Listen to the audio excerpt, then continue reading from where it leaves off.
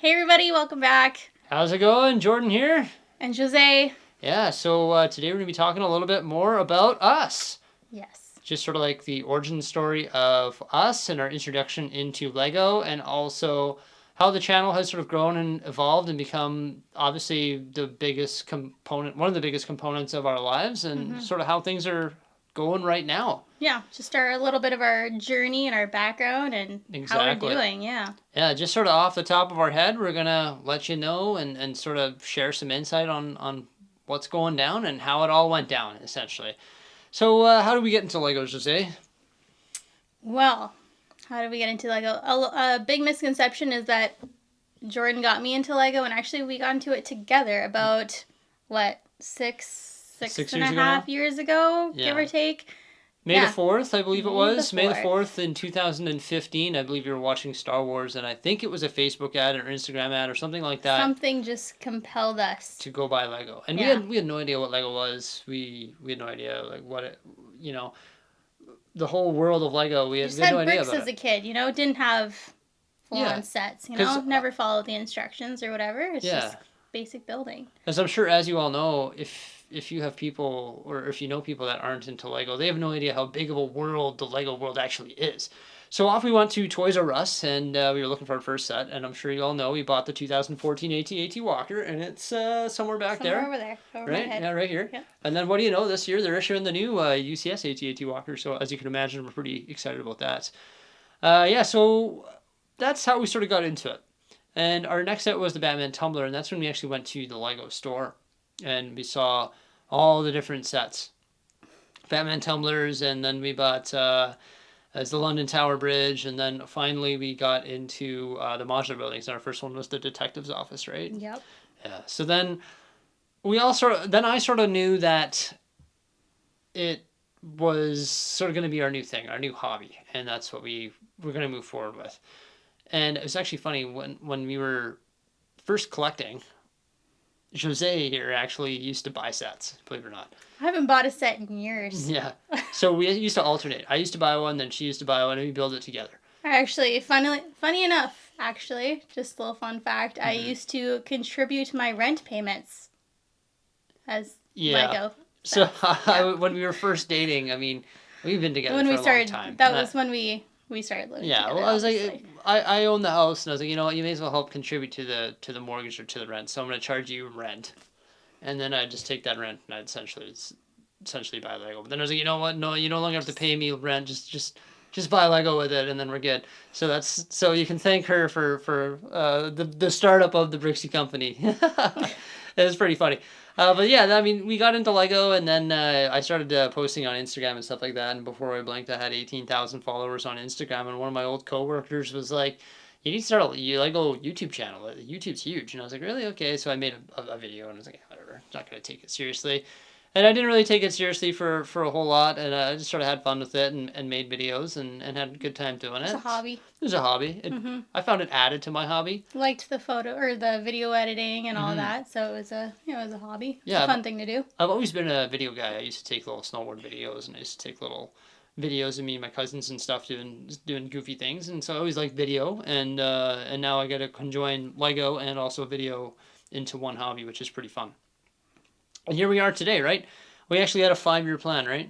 Yes. So it is currently, November? Yeah. November 2021. November 2021. And probably about January 2020 is when things started to get serious and taking the channel seriously. And I think when you hit about 15,000, I think that happened, or subscribers, I think that happened in March or February 2020. Yeah, something like that. We were talking about a 5-year plan. The 5-year plan was for Jordan to go full time. Yeah. And we thought that maybe one day the dream was that I would join him. And that was like 10, 15, 20 years away. It was that might be a bit of a stretch, but yeah. Maybe not 20 years, but like we were like, it's going to be like 10 years. I'm going to be working at my job or whatever. Yeah. So I started taking Lego I took seriously all throughout. I just loved it. But I started taking my YouTube channel pretty seriously in like January of 2020, pretty seriously. That's when I started my first live stream, and And I sort of thought, you know what, maybe there is potential for me to do something like this full time. So I started focusing on it, and then that's when COVID hit, and I worked retail. And retail companies here in Edmonton weren't even allowed to open across Canada; they were all closed. So that's when I was sort of almost like temporarily laid off a little bit. So it's like, you know, it's time to really focus on my YouTube channel. And then I really focused on it, and then things sort of came back, and then I was back at work, and all I could think about was my YouTube channel, and had a conversation with my employer, and he said, I can tell that you are so distracted these days. All you can think about is your YouTube channel. You're always looking at your phone. You're always looking at your analytics. You're always thinking about the next Lego set. You're always thinking about the next video you're going to produce. You're always thinking about your little side business that you're doing here. And he says, unfortunately, it's one or the other. So I was sort of forced almost to do it. And at that time, it was like my channel was maybe making 1/10 of what I made at my job, probably less than that. And I was forced to do it. So then that when did I realize that? When did that happen? June? I think that was early June. Early June. 2020. Yeah. So then I just worked like Crazy. 16-hour days for like 2 full-time jobs. Yeah, for all of the next year. And I was like, yeah, I need to do this. And I worked and I worked and I worked and then here we are today. And it's all sort of funny how it all lined up. So I went full time. I quit my full time job starting August 1st in 2020. And I also, obviously, when I quit my job, that means I was officially a full time YouTuber. So interestingly enough, we actually moved on August 4th of 2020. Mm-hmm. And in order to get approved for the mortgage of this house, I needed to have record of a full-time job at my previous job. And of course, I had that, and I provided the T4s, and I got approved for the mortgage of this property based on the fact that I had a full-time job. And I literally quit my job on August 1st, and I took the possession of this house on August 4th. So the way it all worked out was actually like insanely ridiculous. So now I had quit my job. I no longer had a sustainable income, and the income from the YouTube channel was like a fraction of what I was getting. And I just put my nose to the grindstone, and I just worked 16-hour days and made it work. And here we are, surviving today. And it was pretty crazy how it all worked out. And it was truly an anomaly how it all happened. Obviously, it was boosted a little bit from COVID, and obviously it was boosted because you guys are such amazing viewers of the channel, and we're so grateful for everyone who decided to tune in and tune into the live streams and show their support and become members of the channel, and it all literally made this possible. It made this possible. Yeah. So it was crazy how it all worked out. I was forced to do it. I was handcuffed to it, and ever since I went full time, I've never looked back. And then, of course, I became an ambassador in March or April or something like that. That's got a funny story behind it too, because I applied for years. I applied like 3 or 4 times. Yeah. And I applied I think, after I went full time in August, I applied in September to become a LEGO ambassador, and I had written it off. I was like, I'm not hearing back from them. I didn't hear back from them. September, October, November, December, January, February, March passed by, and I was like, I'm not getting in. And then April, they emailed me and accepted me. And I was like, what? This is just like the random email, and they accepted me. It is insane. Yeah. So the stars sort of aligned with that too. And now we're LEGO ambassadors, which is really cool. And we love LEGO. And I think we do a pretty good job of representing their product. And we're thrilled to be LEGO ambassadors. So that was pretty cool. And then what else happened in April? I went full-time Team Bricksies. Yeah, you did. So that's another situation where we were sort of handcuffed and had to do it.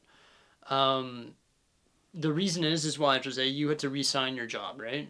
Yes, I was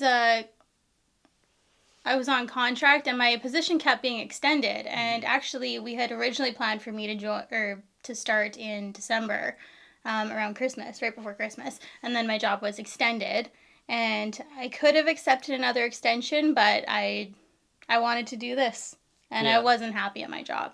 So, but there's something like your job. So she worked for 2 units at the University of Alberta. So she worked for finance in the registrar's office, and they were going to extend her job, but they wanted her to work for 4 units and have 4 different bosses. So she would be doing paperwork for 4 different units and have 4 different bosses. So we just figured like that is insane.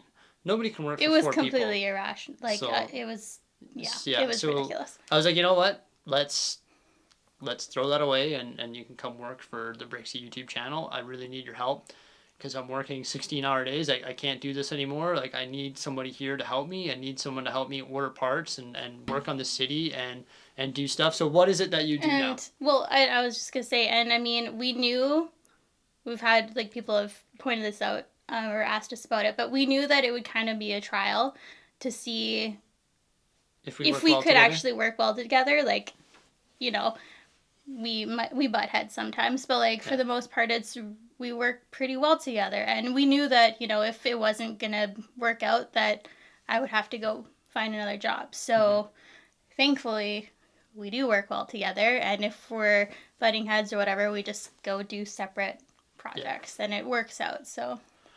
Yeah, because as I'm sure if you've worked with your family before, sometimes it's not the easiest thing to work, and sometimes it's hard to separate work and family. And I think we work really well together, and it's really been a blessing for the channel. Although I thought that we were going to split the workload, but really now that we just are way more scheduled. When I first went full time in August, I just sort of woke up and I didn't really know what I was going to do. I was like, okay, I'm going to live stream this, so I'm making a video on this, and I made a video. But now we schedule our videos probably up to 15 days in advance. Not making them, but scheduling them on what we're actually going to be doing. And Jose plays a big role in that and keeping us scheduled and and we talk to each other all the time about it. When we're walking our dogs, we come up with ideas. We talk about ideas. When you go out for dinner, we talk about ideas. Whenever we're together doing stuff, we're always in one big meeting about how we can continue doing what we're doing on a daily basis, because it's imperative that we can keep the channel afloat and stay creative and always try new things and be inventive, and we plan to continue doing that in the future. Mm-hmm. And Jose's been a huge part of that because she's been ordering parts, she's been building mocks, she's been ordering all the parts for the rebrickable models, she's been doing all this behind the scenes work, sorting all the parts for the keeping everything on a straight and narrow, and I've been the guy sort of with the video camera. So I'm the person filming all of the videos, making all the videos, doing all the live streams, and editing all those videos, and uploading those videos, and doing everything in regards to producing the videos. And she's the one doing all of the different stuff in related to ordering the parts and all of the finances and all of the bookkeeping and all of the stuff behind the scenes that you don't see. She's in charge of all that. I've taken over the role of R&D, so research and development, and some more administrative stuff. So a lot of the stuff that you don't see. Yeah, but there's actually a lot more to it. Like, I'm the one who's always on the camera, and I'm the one who's always in the live streams, and I'm the one who's generating the videos and making sure those videos get up there every day. But she's the one making sure that I have the stuff to do that, and that all of the stuff is kept in a proper order. So she's the brains of the operation. I'm just the one out here working. So I'm the one doing all this different stuff, but she's the one making sure that I can continue doing this stuff. So it's pretty interesting how that all worked out, and I think we're doing pretty good. Well, to be honest, to be fair, I mean, when I started, what we thought my role would be is not at all what my role is. We had a very different idea of what I would be doing. So. Well, we thought you were going to be the video editor, but. We thought that I would be editing and doing primarily only administrative stuff, and the reality is though when I'm out there, we thought I wouldn't really be downstairs much, and I spend more time downstairs than he does. So that's the thing too, is you're like, Jordan, I never realized how much time you spend on the computer editing and doing stuff, because I'm down here working away, and I'm like, where are you? I'm upstairs editing the whole time, because I spent a lot of time editing. So originally we thought that she was going to be the editor, but then I'm sitting there, I'm like, well, I'm the one who films it. I'm the one who knows I took 15 takes on this and the 14th take is the best one. Why would you sit there and try and weed out the 14? I know if I'm the one filming it, I may as well be the one editing it, because I know where all the mistakes are and how to weed it all out and stuff. We've essentially decided, whoever films the video for the most part will edit it. Yeah. So even for videos from my channel, I do edit most of them, and vice versa. Yeah, so that's sort of how things are going with us, and we can't wait to continue doing what we're doing. We're going to build more cool stuff. We're going to build a bigger Lego room. Maybe one day we're going to have a bigger Lego room. We're going to continue doing what we're doing and continue producing videos and continue having fun and continue just doing our best to operate the best channel that we possibly can, and just make sure that we're both happy in our own skin and we're having fun with what we're doing on a daily basis. I think that's the most important thing. We've also learned like scheduling is a very, very important way to make sure, obviously, we get the work done, but, you know, we're not going crazy knowing that, you know, we know everything is handled, I guess, and we are able to separate more personal life, I guess, and take breaks and stuff if we know what's going on. Whereas, like, we didn't start that schedule until April 1st or whatever when we were doing it together. So you're very unscheduled, and, you know. I'm sort of a weird person. If I want to take a day off, I have to schedule it. If I don't know what I'm just gonna do. I'm gonna do what I love to do. I'm gonna make a video, and I'm gonna make a YouTube channel, or I'm gonna make a Lego, and I'm gonna essentially work if I don't have a scheduled day off. So I'm glad that we got that. It's very important to start scheduling our lives. Yeah. And our work and all the things.